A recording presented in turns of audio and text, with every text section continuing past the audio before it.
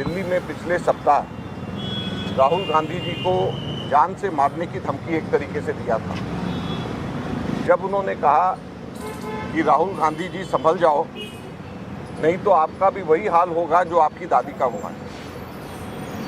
हम सब लोग जानते हैं कि स्वर्गीय इंदिरा गांधी जी ने अपनी छाती पे 34 गोलियां खाई थी और शहीद हुई थी। हम सब लोग जानते हैं कि राहुल गांधी जी के पिता, जिन्होंने शांति वार्ता शुरुआत करी, इस वजह से उनके जिस्म के चीथड़े उड़ा दिए गए।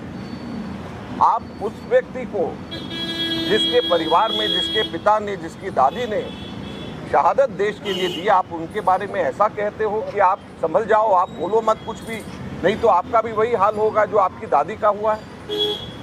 भारत के अंदर राजनीति इससे ज़्यादा निचले स्तर पे नहीं गिर सकती।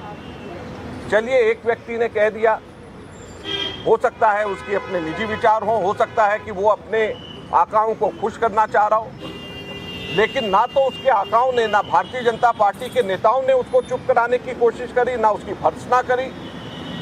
उसके 2-3 दिन के बाद में भारतीय जनता पार्टी के ही सहयोगी दल ने, उसके एक नेता ने, विधायक ने ये कह दिया कि राहुल गांधी जी की जो जुबान काट करके लाएगा उसको 11 लाख रुपए मिलेंगे। क्या ये राजनीति है? आपको जिसकी बात पसंद नहीं, आपको जिसकी आवाज़ पसंद नहीं, आपको इसलिए उसकी बात पसंद नहीं, इसलिए उसकी आवाज़ पसंद नहीं क्योंकि वो अक़लियत की बात करते हैं, माइनॉरिटीज़ की बात करते हैं, दलितों की बात करते हैं, पिछड़े वर्गों की बात करते हैं, मजदूरों की बात करते हैं, संविधान को बचाने की मांग करते हैं, इसलिए आप कहते हैं कि उनकी जुबान काट लेगा जो उसको 11 लाख मिलेंगे। आपको उसकी आवाज़, उसकी बात पसंद नहीं, इसलिए आप कहते हैं कि तुम्हारा भी वही हाल होगा उसी तरीके से जो तुम्हारी दादी का हुआ था।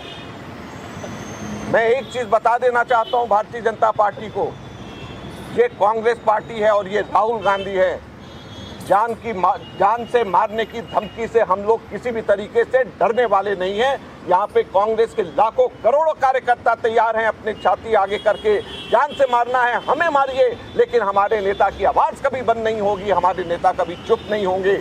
इसी प्रकार से हमारे नेता दलितों के, पिछड़े वर्गों के, अक़लियतों के और कुचले वर्गों के कॉन्स्टिट्यूशन को बचाने के लिए इन सब की आवाज़ हमारे नेता उठाते रहेंगे। ये आज हम कहना चाहते हैं और सरकार को भी ये कहना चाहते हैं कि वो संभल जाए, अपने लोगों को संभालें, अपने लोगों को बचाएं, उनको बताएं। और ये कोई एक जगह, 2 जगह नहीं है। जो व्यक्ति इनको पसंद नहीं आता उसको ये खट से उसको कहते हैं कि ये आतंकवादी है, उसको आतंकवादी ब्रांड कर देते हैं। एक मंत्री भारत सरकार का इसलिए उनको राहुल गांधी जी को आतंकवादी ब्रांड कर दे क्योंकि जो राहुल गांधी बोल रहे हैं वो उनको पसंद नहीं। तो ये कहाँ की राजनीति है? एक नेता कह दे कि इनको मार दिया जाए जान से, इनकी जुबान काट ली जाए क्योंकि उनकी बात उनको पसंद नहीं आ रही। तो इसलिए आज हम लोगों ने यहाँ पे पुलिस कंप्लेंट करी है कि इनके खिलाफ सख्त से सख्त कानूनी कार्रवाई करी जाए। आज सरे चौराहे पे बीच में पब्लिक मीटिंग के अंदर अगर कोई व्यक्ति ये कहे कि इनका वही हाल होगा जो इनकी दादी का है, मैं समझता हूँ कि इससे ज़्यादा बड़ा सीधे के सीधे जान से मारने की धमकी कानूनन तौर के ऊपर नहीं हो सकती। इसलिए हम पुलिस को कह रहे हैं कि इस पे कार्रवाई होनी चाहिए और इनके ऊपर एक्शन लिया जाना चाहिए। के खिलाफ मुकदमा दर्ज करने की आपने शिकायत की, नाम बताइए। हम लोगों ने एनेक्सेस दिए हैं और 4 लोगों के खिलाफ में, जैसे मैंने कहा कि दिल्ली के अंदर एक उनके पूर्व दिल्ली के जो विधायक हैं, भारतीय जनता पार्टी के नेता, शिवसेना के जो महाराष्ट्र के विधायक हैं जो भारतीय जनता पार्टी के समर्थक हैं, उनके बारे में, केंद्र सरकार के अंदर पंजाब से पहले और अब राजस्थान से आए हुए सांसद मंत्री हैं उनके बारे में, और एक यूपी से मिनिस्टर हैं जिन्होंने परसों उन्होंने भी राहुल जी के खिलाफ में बोला है। ये चारों के खिलाफ में हम लोगों ने बाय नेम हमने कहा है कि इनके खिलाफ में FIR होनी चाहिए। कल कांग्रेस अध्यक्ष ने चिट्ठी भी लिखी प्रधानमंत्री, इससे पहले आप लोग लगातार इस बात को उठा रहे हैं।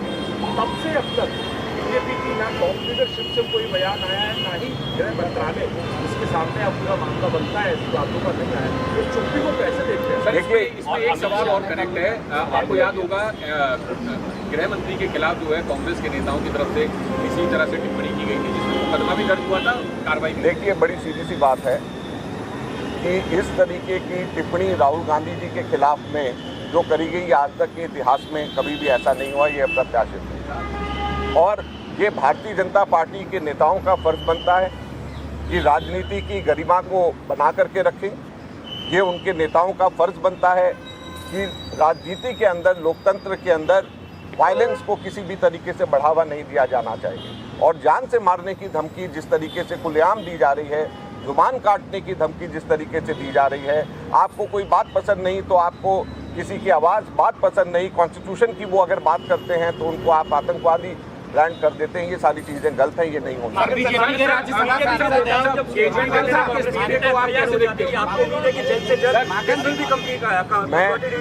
मैं ये उम्मीद करता हूँ कि FIR होगी और उस